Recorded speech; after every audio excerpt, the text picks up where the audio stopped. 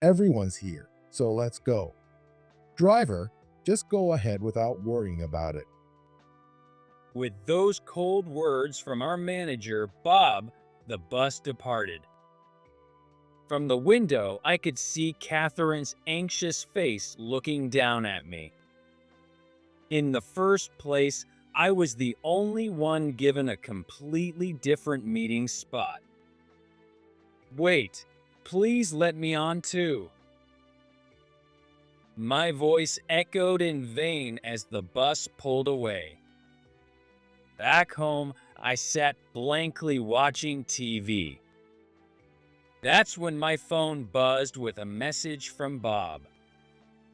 To be honest, I figured this would happen sooner or later. When I answered the call, Bob's panicked voice came through. We just got to the hotel, but they said, without you, the lodging fee is $50,000. What's going on? Leaving me behind came at a steep price. Whether they cough up $50,000 or camp out somewhere, it's none of my concern. The only thing that worried me was Catherine. My name is Sean Lucas. I'm 33 years old and work at a mid-sized electronics leasing company. I joined this company's sales department right after graduating college, and now am in my 11th year.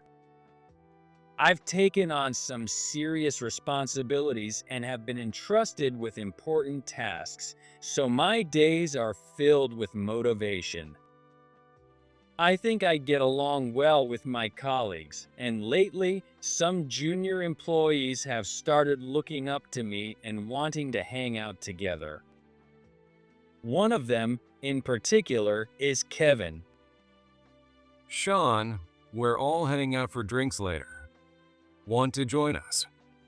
Everyone's dying to hear more of your legendary college stories. Don't tell me you're just buttering me up to make me pay. You caught me? Even though I'm still considered young in the company, watching the antics of younger coworkers is both entertaining and insightful. I've learned a lot from them, and they often make me realize my own shortcomings. It's not just the guys either. The women in the office seem to think well of me too. But that's not because I'm some kind of pretty boy. Growing up, there were these three friendly sisters living near my parents' house, and we used to play together all the time. I learned a lot about how women think and what makes them happy. Sean, being around you is just so relaxing. I don't have to walk on eggshells, and you always think from a woman's perspective. Aren't you thinking about getting married soon? There are plenty of women in the office who admire you. If I were single, it'd be raising my hand too.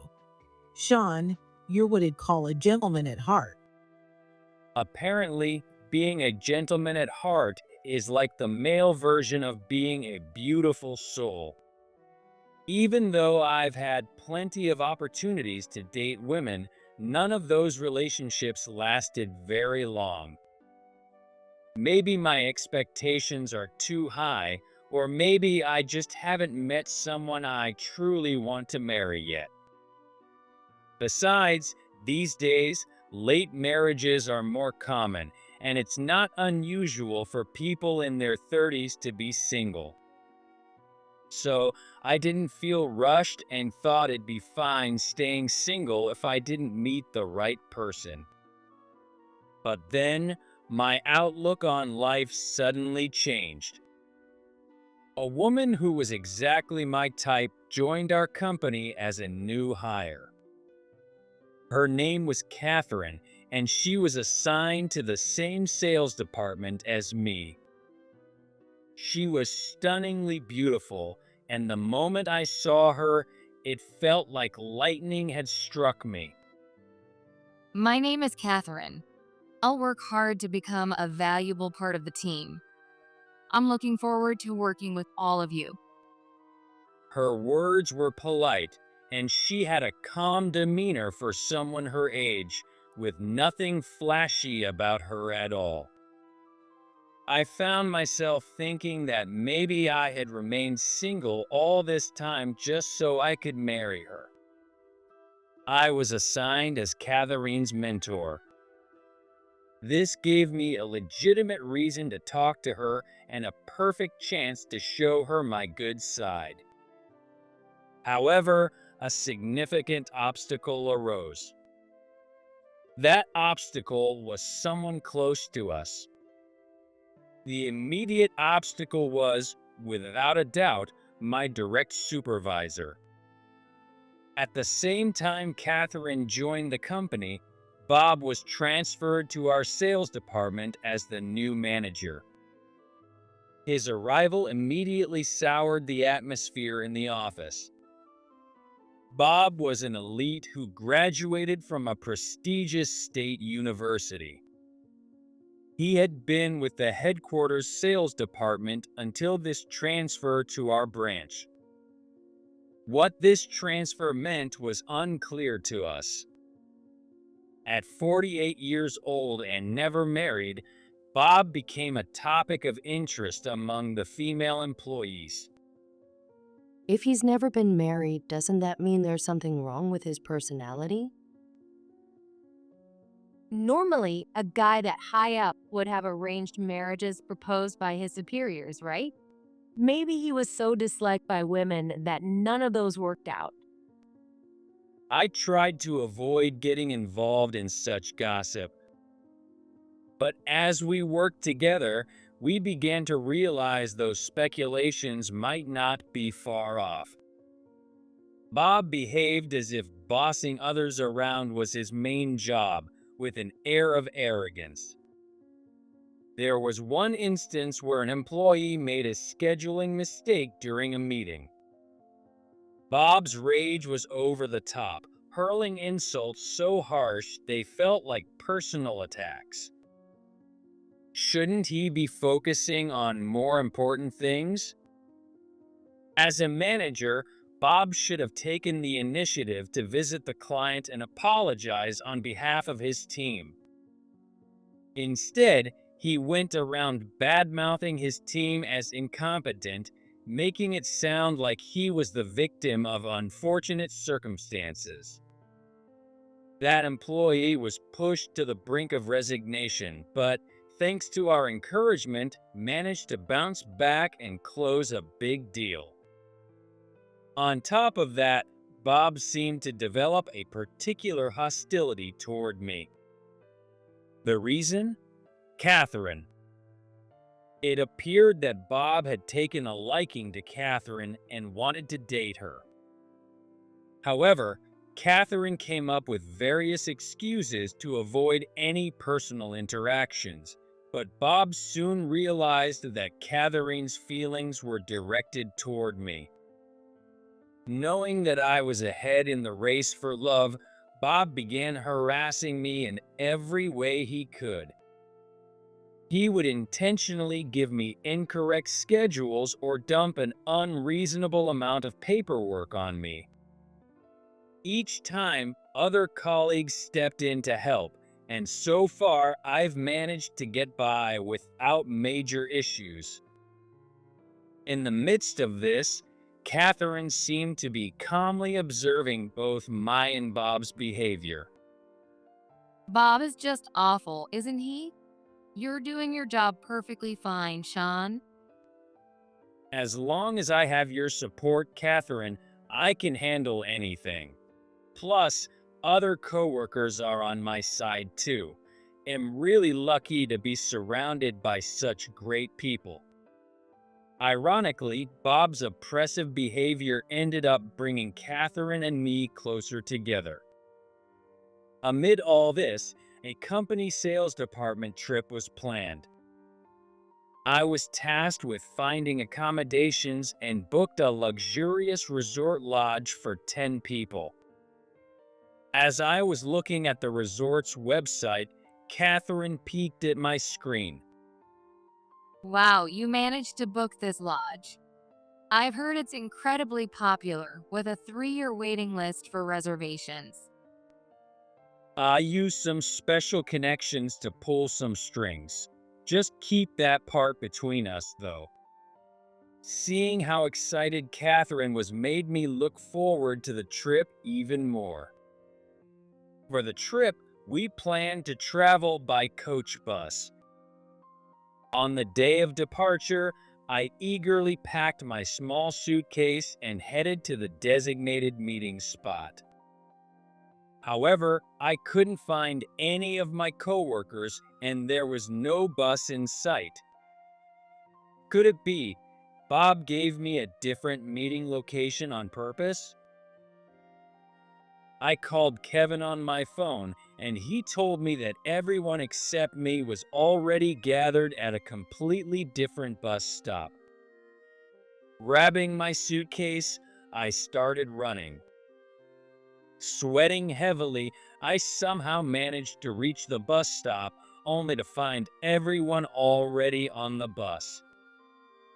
From the window, Bob saw me and laughed smugly. Everyone's here, so let's go. Driver, don't worry about it. Just go. Heartlessly, the bus pulled away.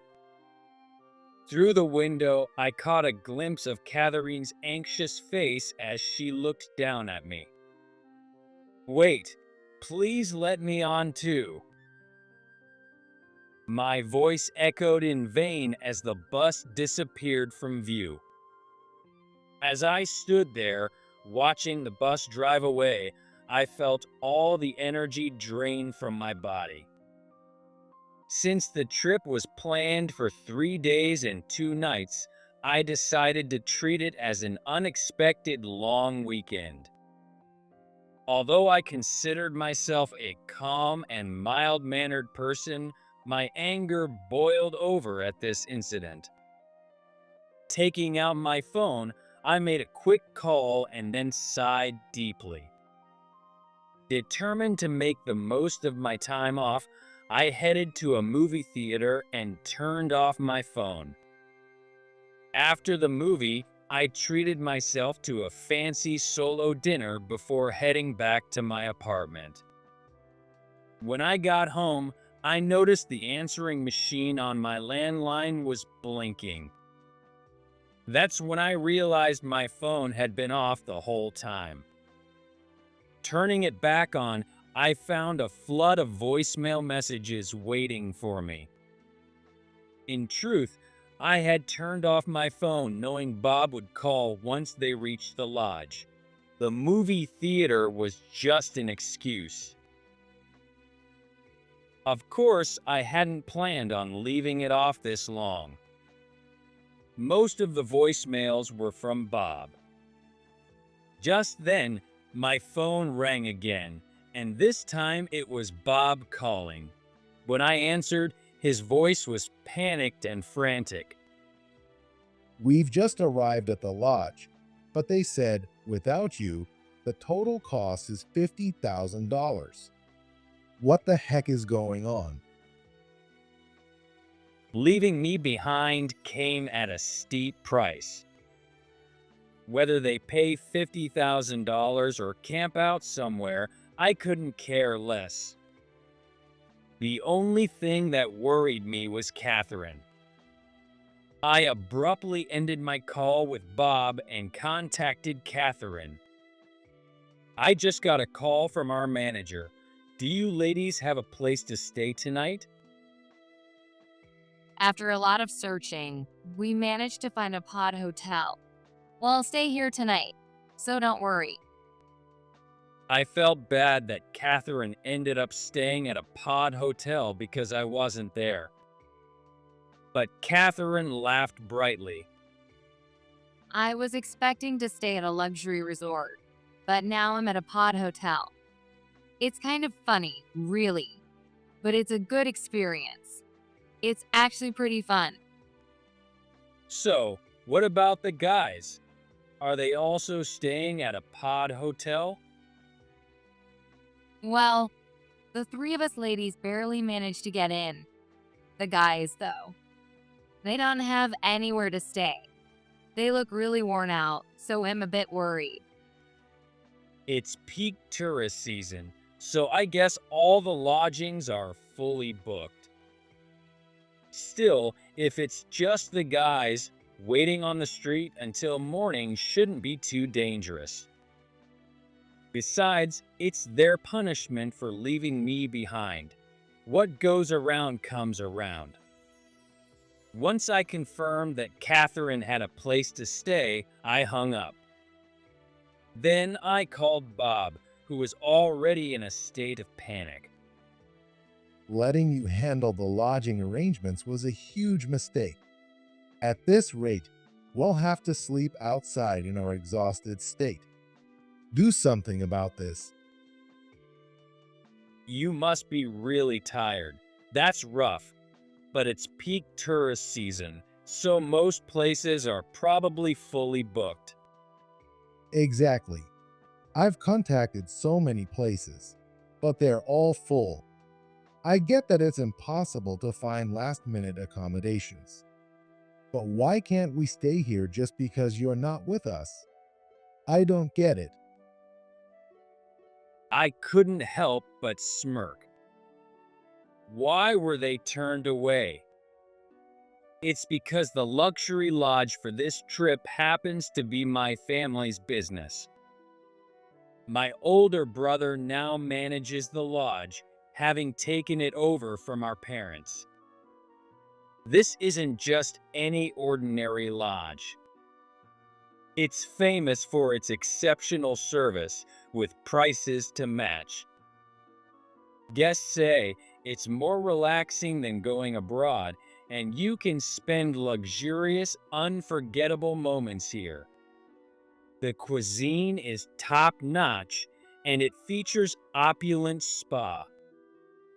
Because of this, even for those in secret relationships, it's the perfect place to enjoy a worry-free, ultra-luxurious spa date. Recently, we've even received inquiries from international celebrities. The only reason we secured rooms for this trip was because I was part of the group. Our lodge is famously difficult to book, and the guests who do stay are mostly CEOs, celebrities, and other wealthy individuals. In fact, the wait time for a reservation is 3 years.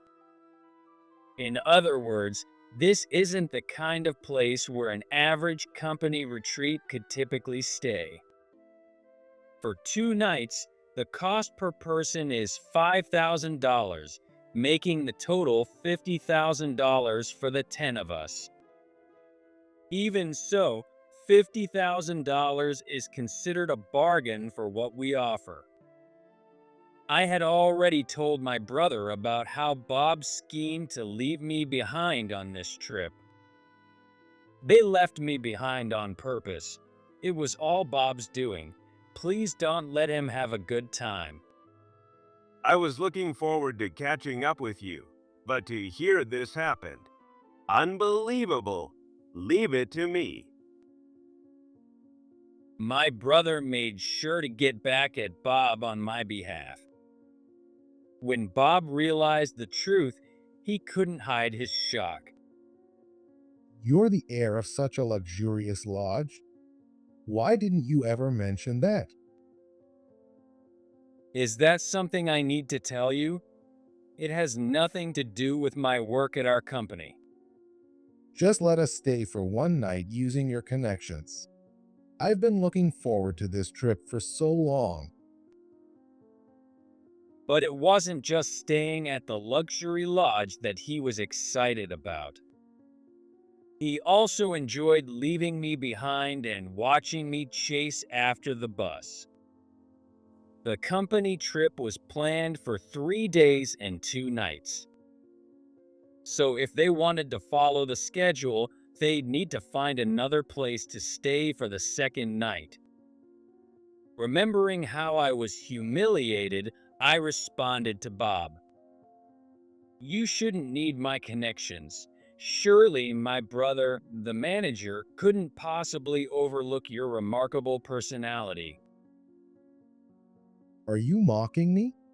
Just get over here and arrange for us to stay now. I stayed silent for a moment, then hung up the phone and blocked Bob's number. As for getting to the location, should I take a train or a plane? I booked the earliest flight for the next day and sent a message to Kevin through an app. I'll head there tomorrow. Kevin replied with a brief, "Got it." In the end, Bob and his group spent the night in a downtown area, meeting up with the women in the morning. The employees were apparently complaining loudly, trying to figure out whose fault it was that things had gone so wrong. At that moment, I was in a taxi heading to the location from the airport when Kevin video called me. I'll discreetly keep this app open. Everyone's starting to suspect Bob. Thanks to Kevin's quick thinking, I got a live broadcast of Bob being cornered. Wasn't Sean responsible for organizing this trip? Why isn't he here? Sean's a reliable guy. If he weren't coming, he would have made sure to arrange accommodations for us. I actually contacted Sean yesterday, and it sounds like this was Bob's doing. Everyone immediately began questioning Bob. Amused, I watched the chaos unfold from the back seat of the taxi. Even the driver couldn't help but laugh. Realizing he was being live streamed to me, Kevin put on a more dramatic tone. Sean was told to meet at a completely different location. He said Bob admitted it directly.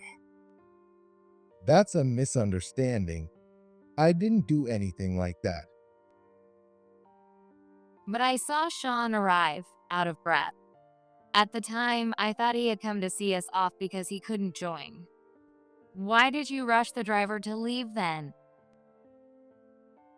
The accusations against Bob continued to pile up. Kevin, speaking clearly to ensure I could hear everything, pressed Bob further. Sean's family owns the lodge we were supposed to stay at. Thanks to him, we got a special arrangement for 10 people. Why did you exclude him from the trip? I didn't mean to. Besides, I didn't know the lodge was owned by Sean's family or that it was such a high-end place. That's not an answer. Why do you dislike Sean so much anyway? The murmurs around them grew louder, with more voices criticizing Bob. Kevin pushed even harder. So, what's your plan now? Are we supposed to spend another night sleeping outside? If that's the case, I'd rather just go home right now. We came to relax, but this is exhausting and infuriating. Shouldn't we charge Bob for all the money we spend on this trip? Just then, the taxi I was riding in stopped in front of Kevin and the others. I stepped out of the back seat gracefully, right into the middle of the commotion. I raised one hand in acknowledgement to the employees who had noticed me and declared, "I apologize for the inconvenience caused by my absence yesterday. I've arranged for all employees except Bob to stay for one more night." Cheers erupted from the employees, and they crowded around me, giving high fives. Seeing Catherine smile was the biggest relief of all. What was most satisfying, however, was that no one sympathized with Bob. Completely losing his standing, Bob still complained. Why am I the only one who can't stay? If there's another night available, I should be able to stay too. The employees immediately criticized him. This all happened because you left Sean behind, didn't it? If there's no place for you, why don't you just head home already? I contacted my brother, who sent a shuttle bus to pick us up. Together with all the employees except Bob, we headed to the lodge. That night, we had dinner together in the banquet hall. We invited the town's best performers and enjoyed traditional entertainment. This is such a rare experience. I doubt he'll ever have another chance like this. Yeah, the number of traditional performers is dwindling. CEOs of big companies even fly out here just to enjoy this kind of entertainment. Every little gesture they make is so elegant. I wish I could move like that. The banquet continued, and I had the longest conversation it ever had with Catherine. Meanwhile, Bob was unable to enter the lodge and spent a second night sleeping outdoors. The next morning, we woke up feeling refreshed and enjoyed a heartfelt breakfast. The meal featured rare and luxurious items you'd never find in the city. Someone teasingly took a photo of the breakfast and sent it to Bob, who quickly replied. Apparently, Bob had settled for some convenience store bread. After leaving the lodge, we went sightseeing. Through this trip, it'd say the bond among our sales team grew even stronger. My brother told me, feel free to use the lodge again anytime, so we all talked about returning next year. In the afternoon, we headed to the bus terminal for our scheduled return trip. There, we found Bob, exhausted and sleeping on a bench. Kevin leaned over to me and whispered jokingly, Should we just leave him here? "Don't even joke about that. Think about how it feels to be left behind." I approached Bob and gently tapped his shoulder. Bob opened his eyes but didn't seem fully present and avoided looking at me. "Bob, the bus is leaving soon. Let's head back." I'm not going. If you want to go ahead without me. "Are you serious? You don't even have a place to stay, do you?" Bob stood up silently, his face expressionless, and quietly walked away. We couldn't exactly force Bob to come back against his will as he walked away. With no other choice, we departed as planned, took a day off, and returned to work the following day. However, Bob didn't return to work. The employees began to worry. Bob must have gotten back already, right? He probably took a different bus after ours. After 2 nights of sleeping outside, he's probably sore all over. Maybe he's at a chiropractor and will come back tomorrow or the day after. Even after 2 more days passed, Bob still hadn't shown up to work or contacted anyone. With no other choice, I called Bob's cell phone, but the person who answered wasn't him. It was a police officer at a local station. At last, we've identified who he is. He's been refusing to speak and had no identification on him. What exactly did Bob do? I never imagined he'd end up in trouble with the police. Actually, he was caught shoplifting and was arrested. According to the officer, Bob had been sleeping outdoors, and at some point, his wallet was stolen. Even though he still had his phone and could have reached out to us for help, he didn't. Perhaps it was a matter of pride, but eventually he couldn't stand the hunger and tried to take some bread from a convenience store. When he attempted to leave without paying, he was immediately caught by a store clerk. During questioning, Bob refused to explain himself and wouldn't unlock his phone. It was only when I called that he finally unlocked it, but he still refused to talk. That's when the officer answered the phone and explained the situation to me. In any case, we need someone to come and pick him up. We were at a loss. Getting to him would mean taking a flight or a long bus ride again. After discussing it with upper management, it was decided that I would go retrieve him.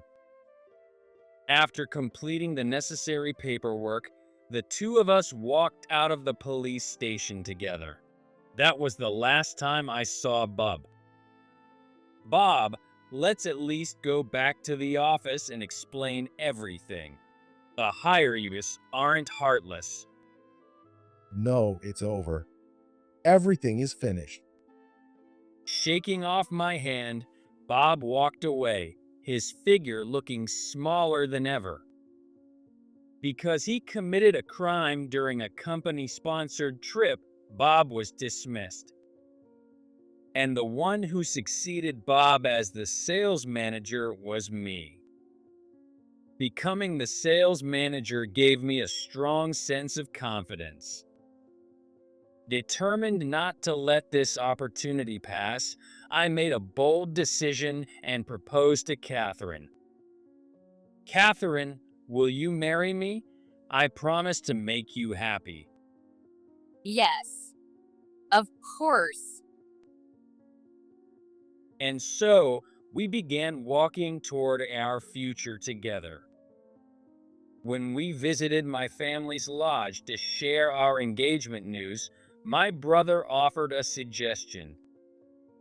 Now that you're married, why not run the lodge together?